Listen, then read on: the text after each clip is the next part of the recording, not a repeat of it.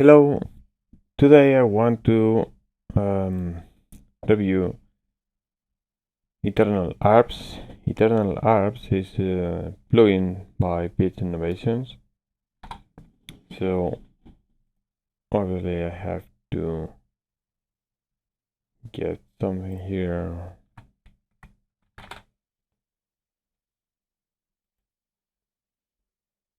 This is only a trial. Right, so what do I have in Eternal ARPS? Eternal ARPS is going to generate arpeggios. You are not going to actually change these patterns. These patterns are the shape of those arpeggios. Let's explain this a bit, right? So first of all, you have an input, right? This input might be all the notes in the major scale, or in the blues scale, or in a diminished 7 chord, or a major 7 suspended 4 chord, or whatever you choose here, right? So to help, you have here the offsets to the degree of the note you are playing. So how this is going to trigger: if I press any note in my keyboard, it starts going, and I'm gonna use the note I'm pressing 1/4 4 semitones above, then another 2 semitones above, then another 4 semitones above, right? If I change the note, the pattern is the same. I just transposed the whole sequence.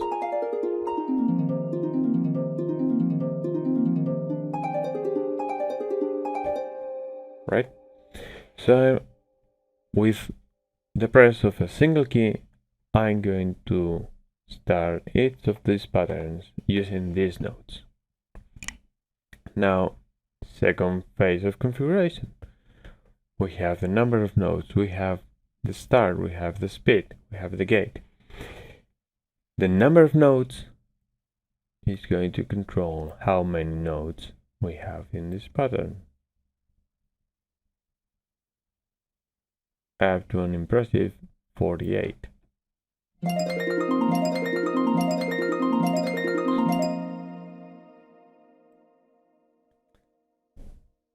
So if here I have 4 notes, here I have 4 notes, this is going to be 0, 4, 6, 10. If I go to 8, it's going again to be 0, 4, 6, 10, but then it's going to also modify itself. It's going to use a different octave.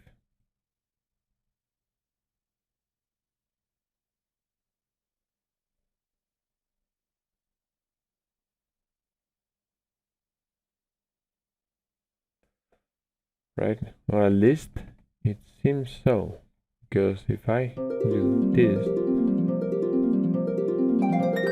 it starts using notes of higher octaves. Right? What is the start? Start is that I want the first note to be in a different place. Maybe I want it here.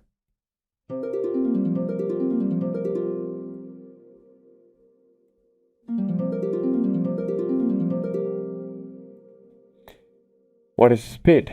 Just a multiplier of the speed.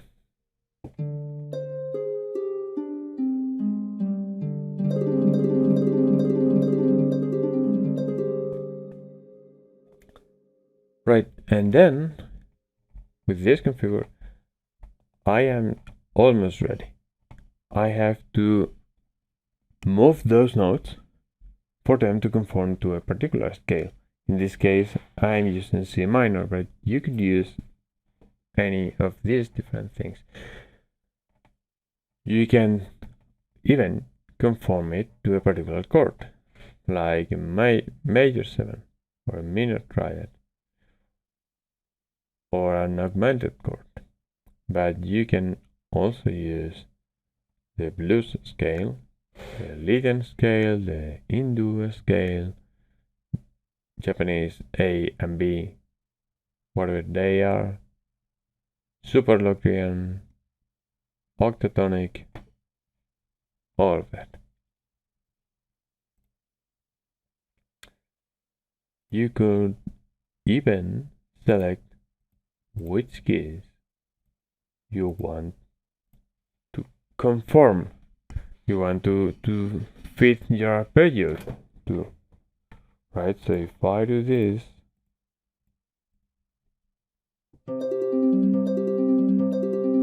it is still using different octaves, but it's trying to fit them in these two notes.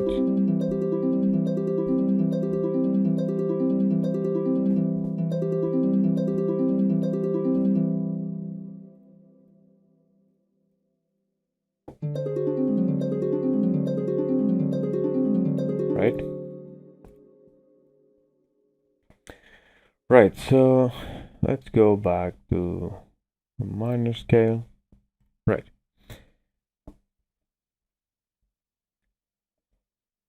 So next part is this big circle.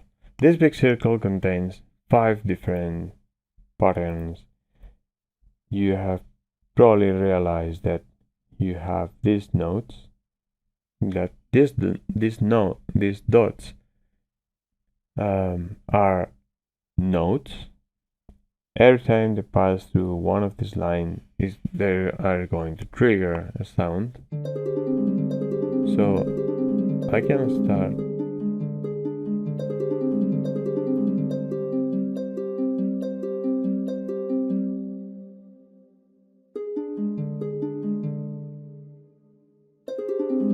I can turn on and off these lines however I want. I have these 5 possible patterns I can change.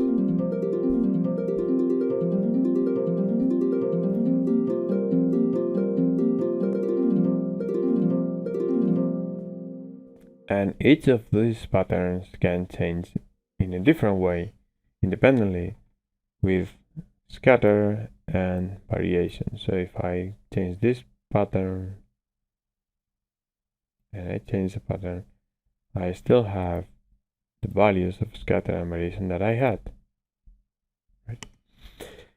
What is scatter and what is variation? Let's go to the streams. Right? Scatter, if your first note starts just at the beginning, right? Scatter is going to modify the point of time of each other node. The second node is going to be a bit apart. The third node is going to be 2 bits apart. I'll explain. Oh, by the way, if I go up with this, the dots go up. If you go if you go above this, you start again from below. So if you see, you'll notice that the farther right a dot is, the faster it moves compared with the others, right? This is something you can use to play with, because our brain is going to try to make sense, and it is not a long pattern. So your brain gets into this arpeggio. When I move the scatter, it's going to have this moment of what is happening when I stop again, it's not going to take much for your brain to get in the new pattern.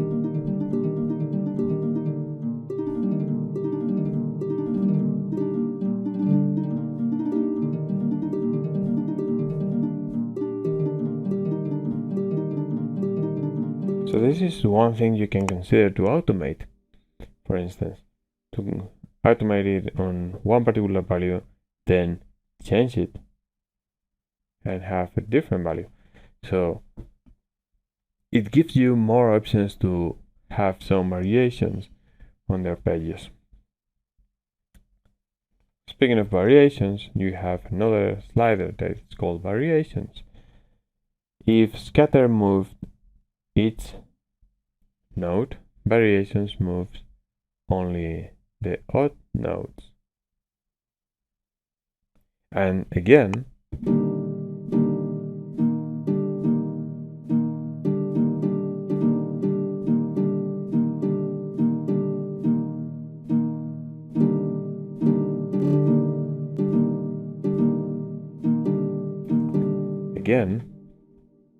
as soon as you stop moving the slider, your brain doesn't take much to get the new sequence, right?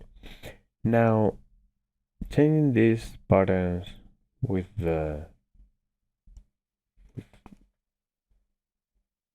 your mouse is all nice, but how will I change it on my piano roll? How do I automate this? The answer is the piano roll, as you can imagine, because here when you hover, you see that this pattern 1 is 0, 0, D, E, F, G. But if you are in FL Studio and you try to use C0, you get nothing.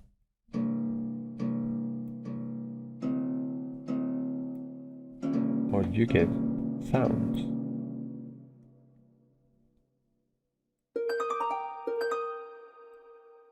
Let's say we have this.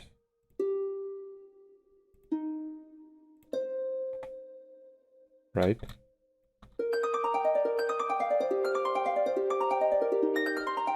If I say, alright, I want to increase C, pattern 1, and then pattern 2, pattern 3, pattern 4. It is not changing anything. You have to, if you use FL Studio,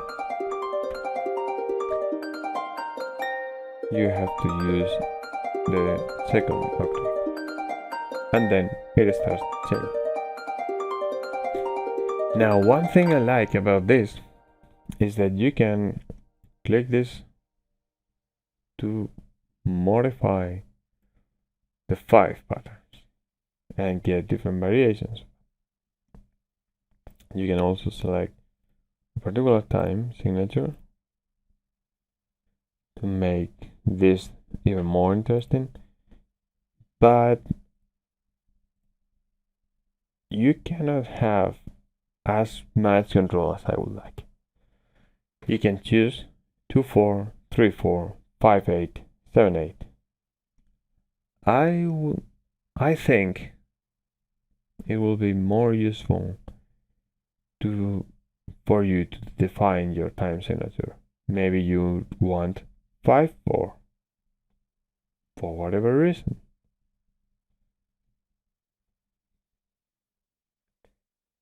But maybe you want 4/4 time. Maybe you do not want polyrhythm. Right, but these are the options you have. Again, I would like it to be I would like to be more in control of what this is doing, but this is what I have. Another thing I don't like is that I cannot lock one of these patterns. Maybe I like this pattern, but I don't like the other ones. I would like to lock this one and change only this fourth, but I have to change them all or none.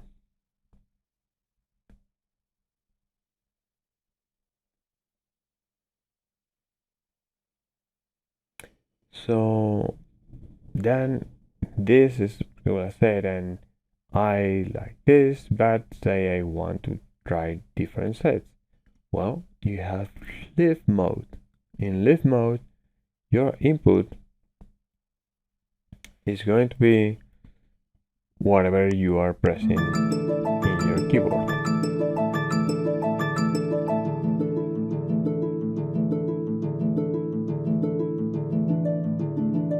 You can see which keys I'm pressing here.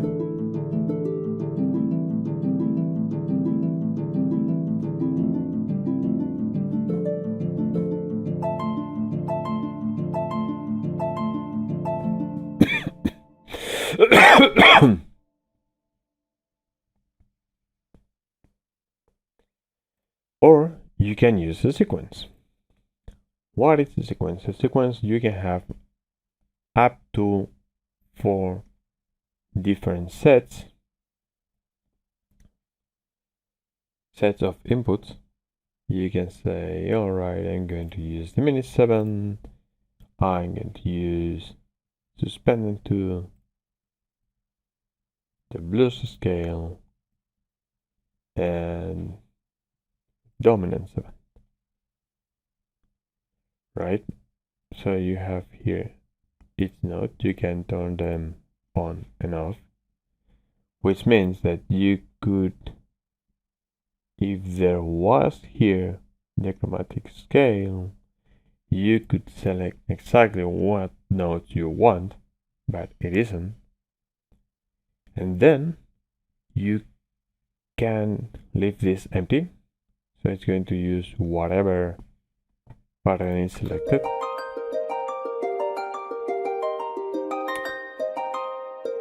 Or you could say, I want this particular pattern each time this particular sequence triggers, right? And then when you start,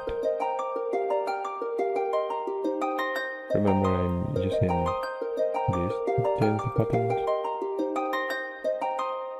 right? And then you also can do two things. You can change on each bar, or you can change when you release the key.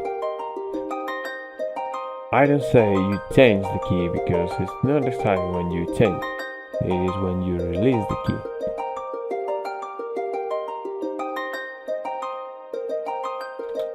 If you have this,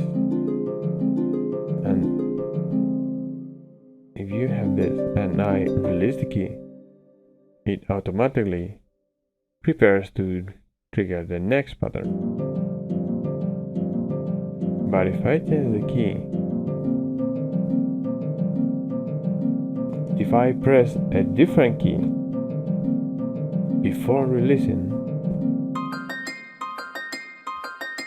and then release, the pattern, the step hasn't changed. We can see it also if I do this. Well, not this, because then it's not going to change, but right here. See that here it didn't change, right? So this is another possibility you have.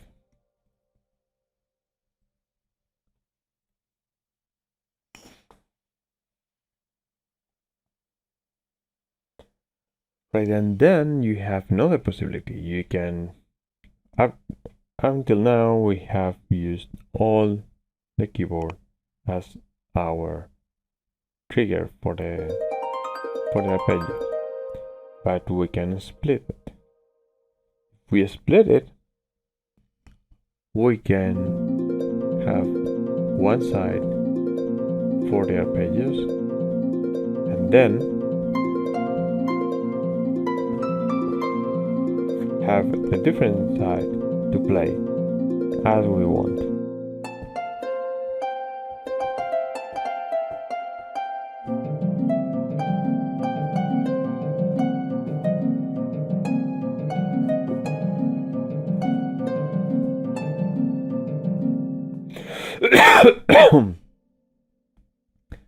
You're going to control this, or you can control this from this part. You can select which instrument you want. You can configure that instrument, the tuning, the panning, the reverb. You can have the ADSR. You can change the octave. You can change the curve. You can change a lot of things. You can also add your VST plugins. But this is one of the things I don't actually like. Why? Yeah, I would like to use my own plugins. Of course I would. But I don't want to host my plugins inside of a plugin that is hosted inside of my DAW. I would rather have this to be able to output notes and then send those notes to a different plugin.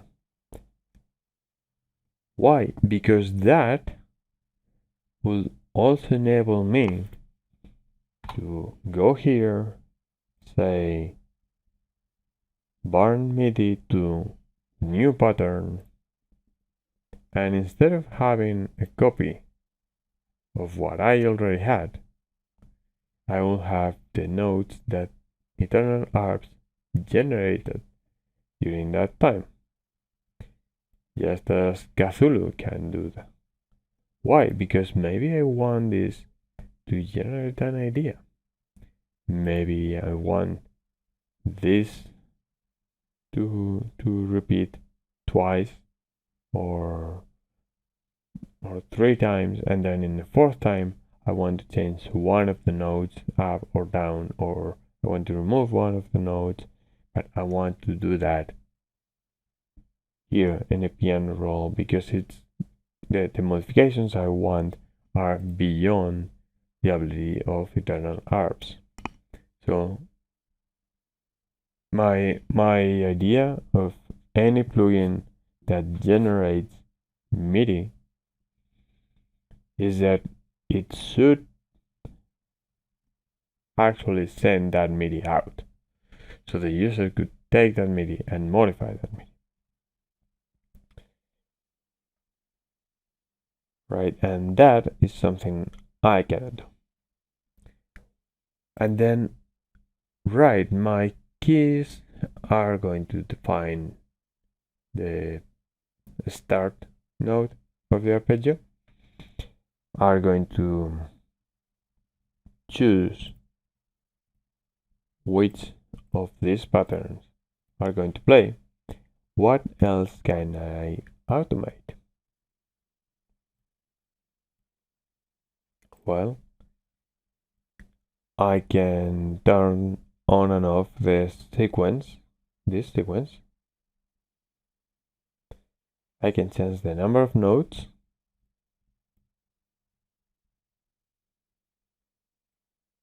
Like this. I can change the scatter of the current pattern, the variation, start, gate, velocity.